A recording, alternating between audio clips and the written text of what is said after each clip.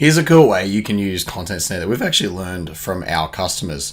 Content Snare was actually designed originally as a way to get information from clients. For example, marketing agencies might use it for client onboarding, or accountants might use it to get documents from their clients at tax time.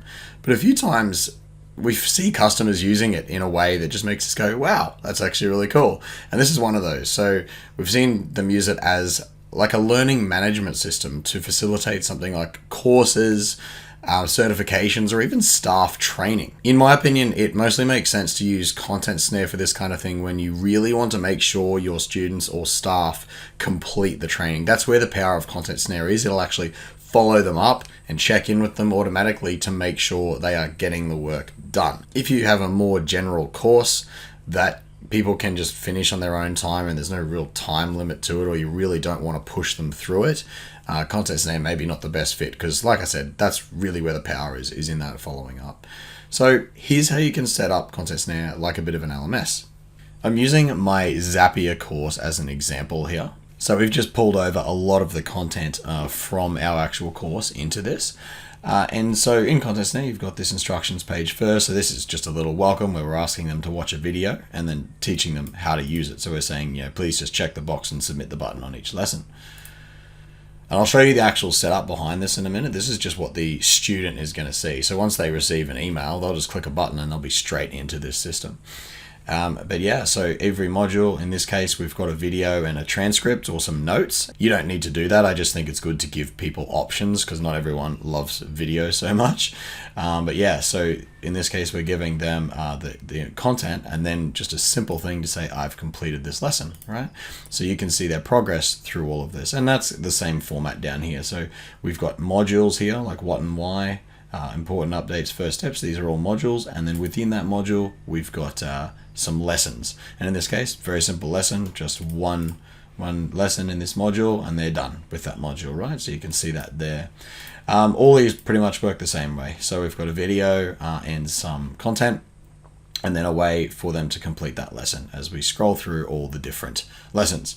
Now, if you are doing accreditations or you want to do some kind of quiz, that's another place where Content Snare really stands out. So we could actually put a quiz on every single lesson if you want to make sure they've watched it. You could put it at the end of this module, so we could get them to watch the triggers, actions, filters, and schedules video and then have a quiz at the end on that section.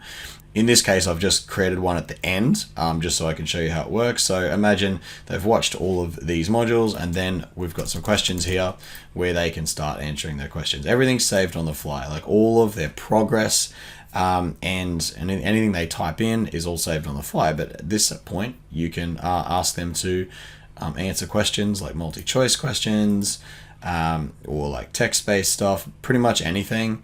We've got some homework here for them to go and create an actual workflow in Zapier and then take a screenshot and upload it back and then describe what that Zap does. So if you are doing some kind of certification, this can work really well.